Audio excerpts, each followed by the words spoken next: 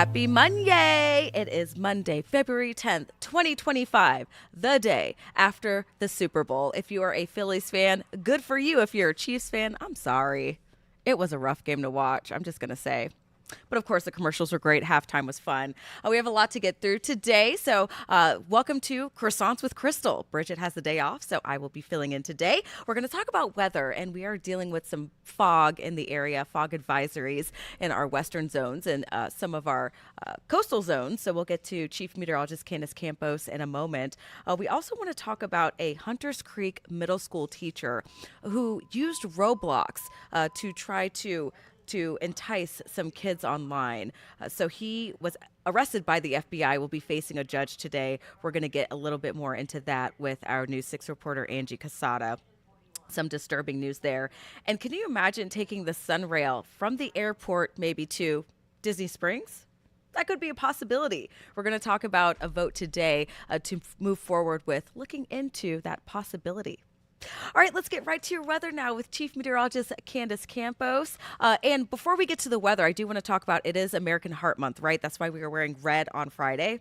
So we do have an interview, a live interview with Dr. Waldman of the Cardiovascular Center of Florida. So he's going to tell us a little bit about some preventative care and how to, stay healthy. And I bring this to you because you brought in some treats that I've been gobbling up back there.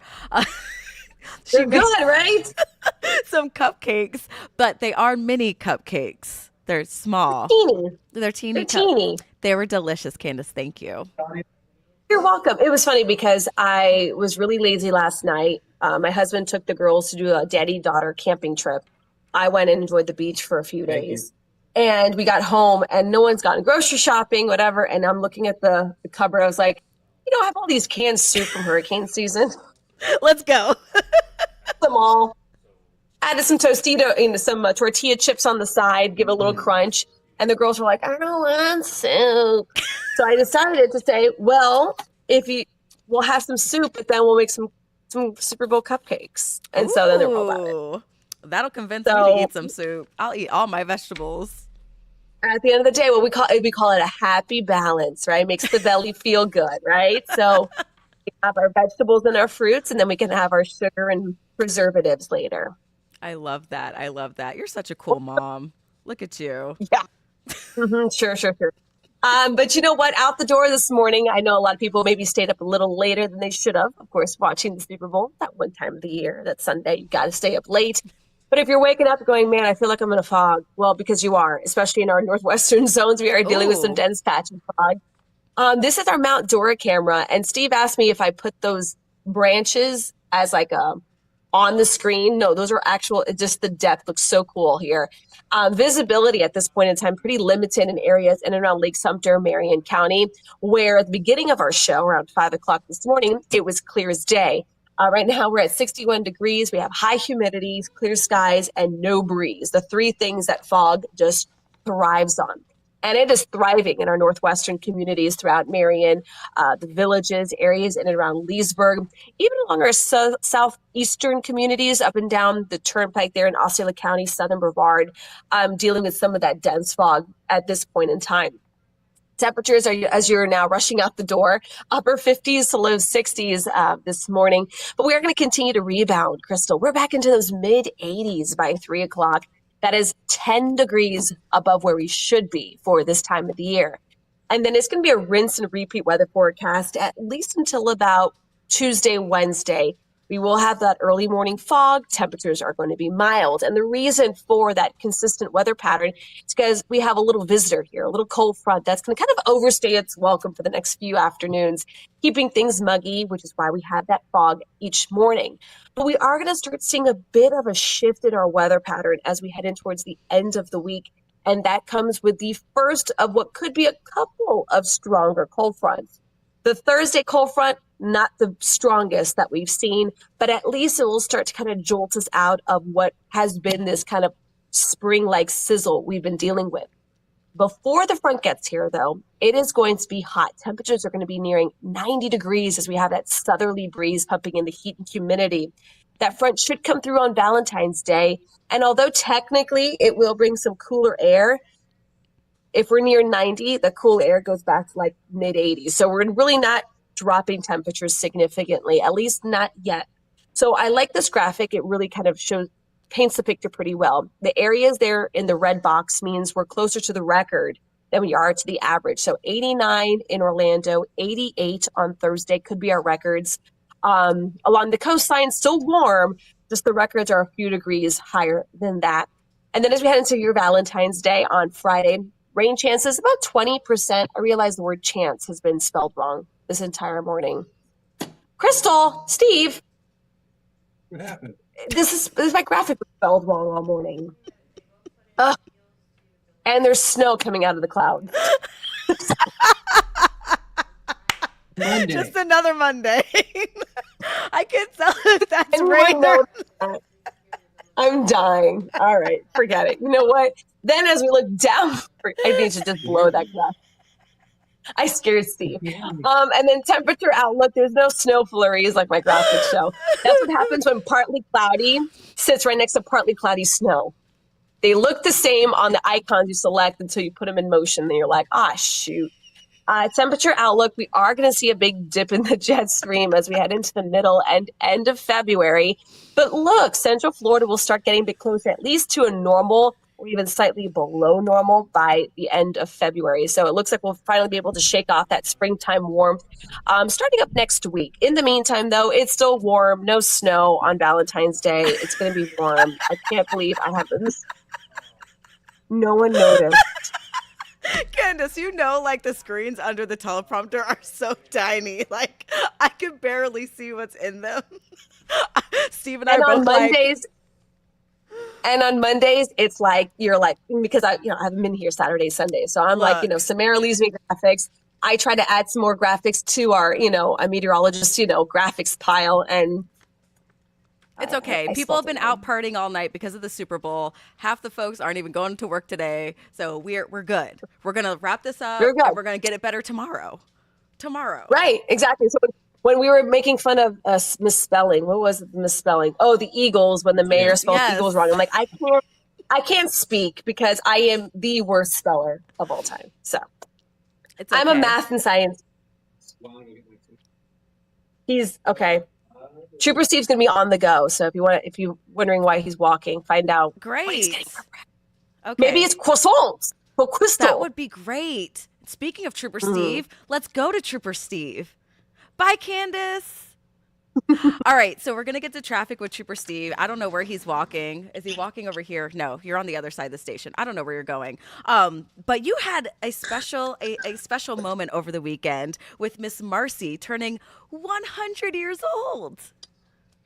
Crystal, it was probably one of the sweetest, best things we've done or I've gotten invited to. So over a month ago, her neighbor reached out to me and was like, hey, Marcy is turning 100 years old and she is a huge New Six fan. And whenever you ask her what are her favorite things, it's always God, her dog, Trooper Steve, and New Six. And I was like, I absolutely need to go out and meet this woman. She has more energy than any of us in the morning team combined, just to be crystal clear here. She was going all night. The Barrie Fire Department came out to even see her and welcome her. Was so awesome. The funny part about this, I met Marcy like a month ago, and it was just absolutely no, what am I talking about? 3 months ago, 3 years ago at a pet store, because she still works to this day 4 days a week. Okay? Wow. She still drives 4 days a week. But number one rule, she does not even come close to touching I-4.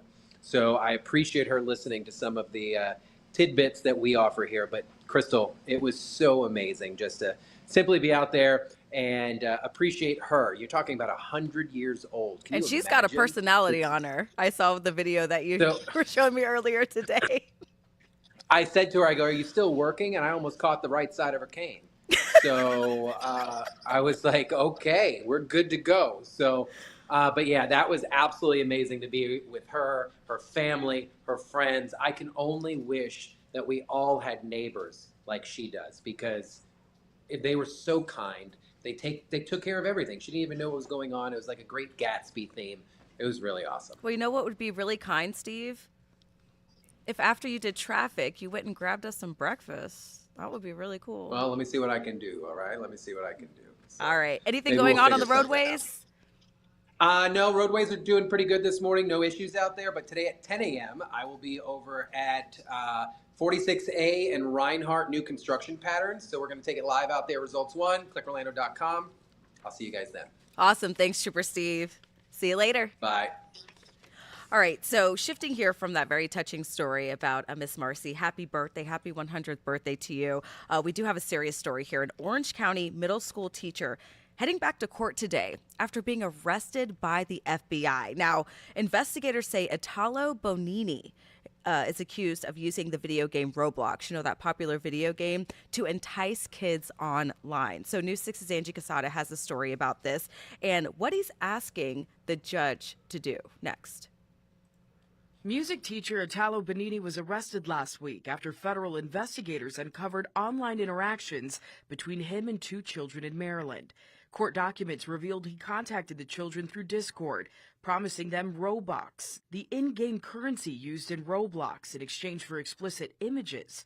The FBI searched his home and electronic devices, where they say he admitted to communicating with children online, telling investigators they were, quote, easier to talk to. While I am not able to discuss employee matters, I can tell you that law enforcement and the district's Office of Professional Standards is looking into the matter. Orange County Public Schools alerted parents to the arrest last week. This individual will not be returning to school during the investigation. Bonini faces a minimum of 10 years in federal prison if convicted. So he is heading to court today to face a judge asking for bond, which means he would be released until he's formally charged and goes through that court process. However, we did hear from Hunters Creek Middle, and whether he gets out on bond or not, he still will not be back at that middle school. So some disturbing news there. Of course, we'll continue to follow that. Next, we are talking about a vote in a matter of hours in Orange County about the future of Sunrail in Central Florida. I don't know if you've ridden that train or not, but they're talking about expanding it potentially from the airport out towards potentially Disney Springs. Now, here's the deal. It's going to cost some money now. Leaders are expected to pay about $500,000 just to do the study to see how all of this will work.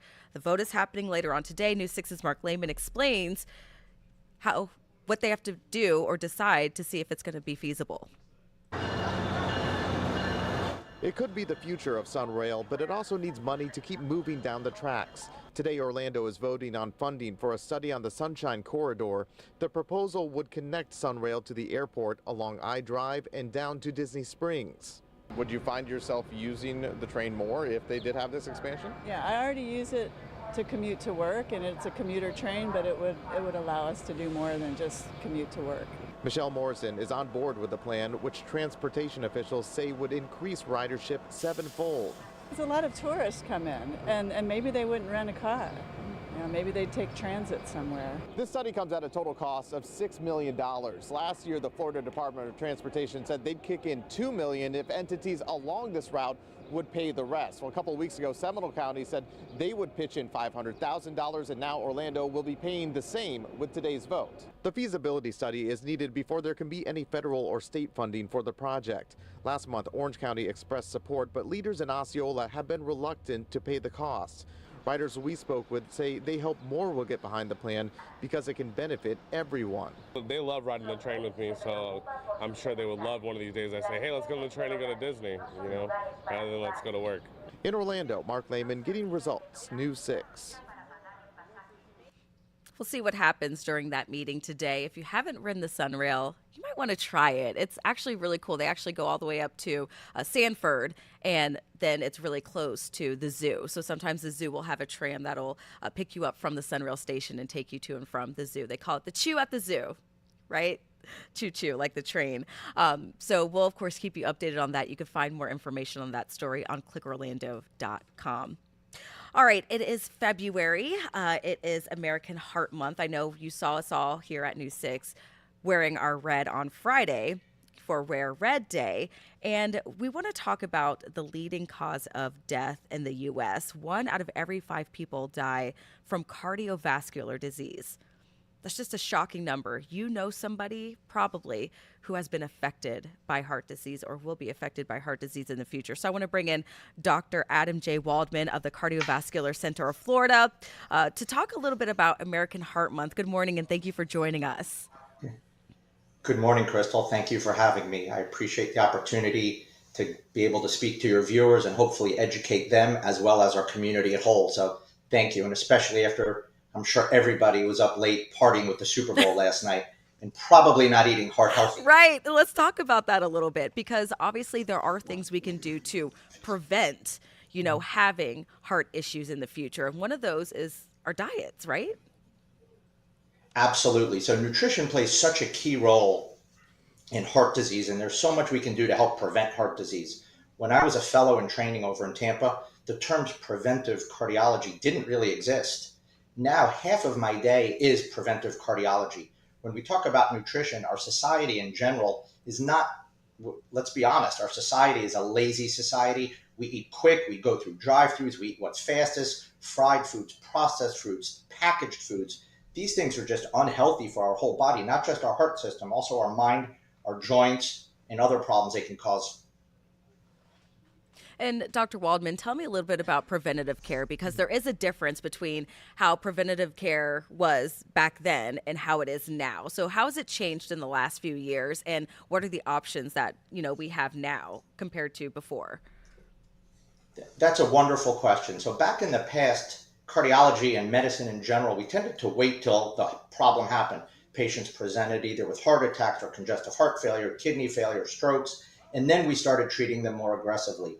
Now we have such tools and such diagnostic abilities now to detect heart disease at earlier ages, number one. So seeing your physician, seeing a cardiologist, getting tested and screened earlier is important. We know people with certain risk factors, high blood pressure, diabetes, people with cholesterol problems, people who smoke, obesity, inactivity. We know they're at risk, but one of the other big risk factors for heart disease is genetics. And there's no magic genetic test to test people for.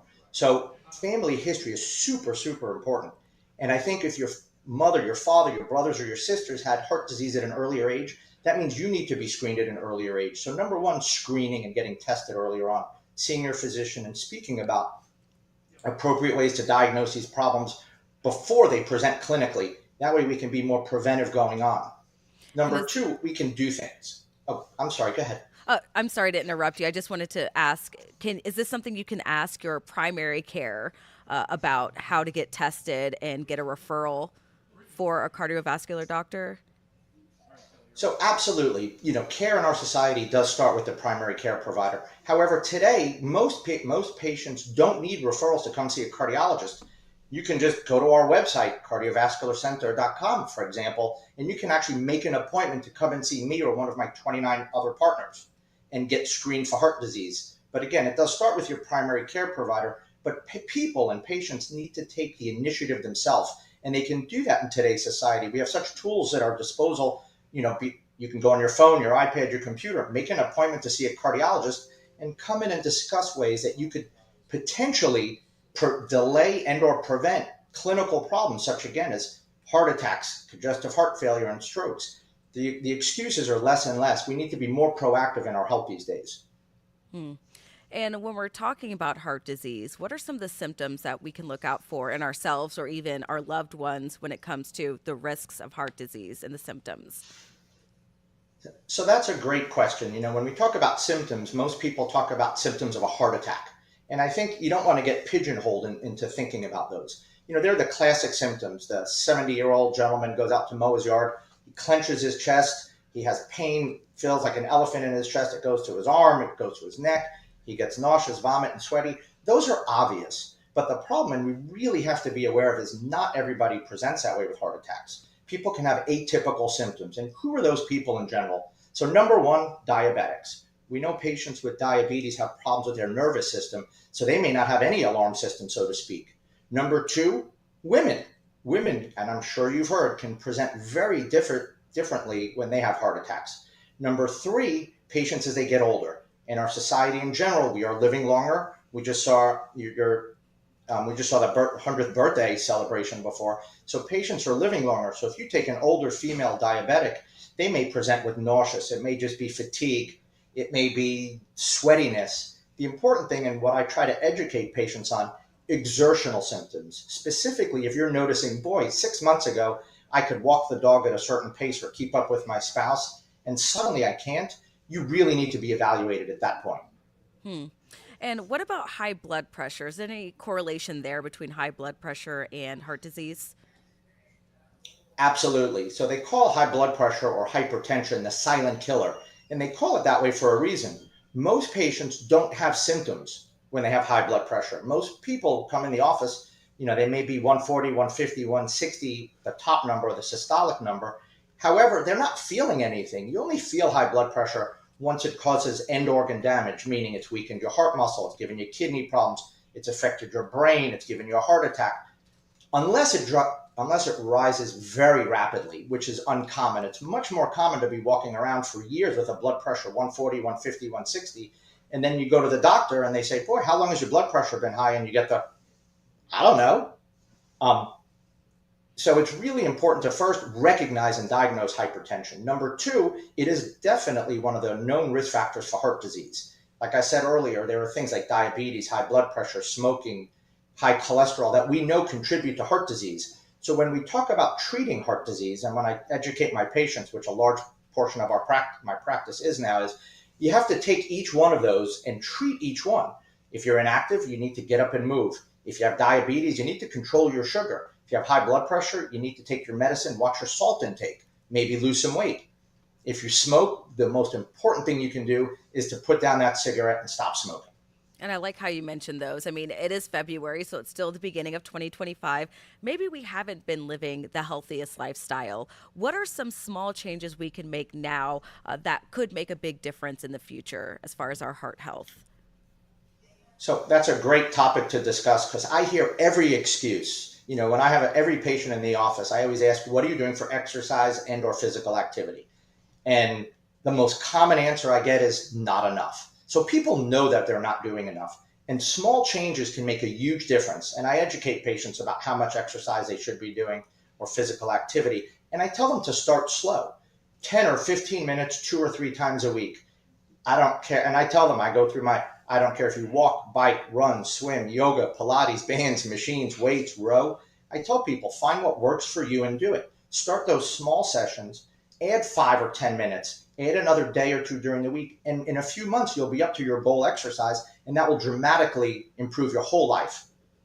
Wow. Thank you so much, Dr. Waldman with the Cardiovascular Center of Florida. Anything else you wanted to mention?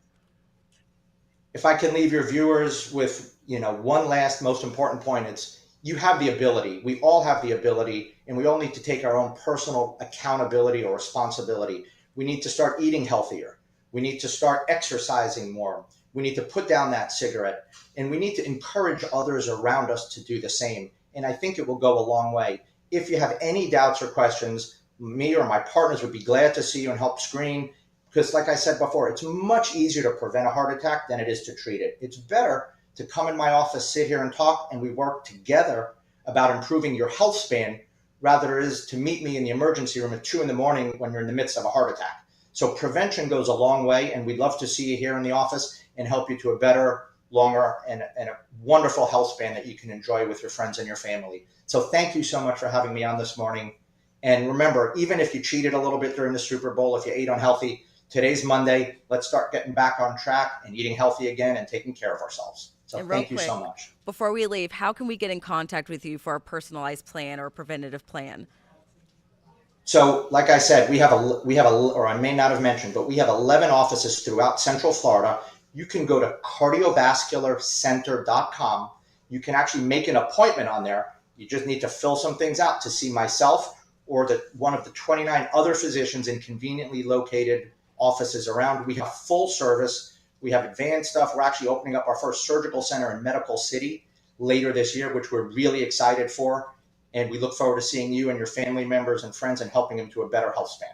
All right, Dr. Waldman, thank you so much. It was such a pleasure to speak with you. Thank you. Have a wonderful day. You too. All right, so you heard it there. And I do want to mention as well, the Orange County Library System does have some blood pressure monitors that they give out for free that you can rent at their libraries across Orange County. So if this is something that you want to keep an eye on, take your blood pressure test, you could go there, rent it. They'll tell you how to use it so you can check out your health and make sure you're doing what you need to do for your health. That's it for Croissants with Crystal. I'm in for Breakfast with Bridgett. We'll see you tomorrow, same time, same place. Take care.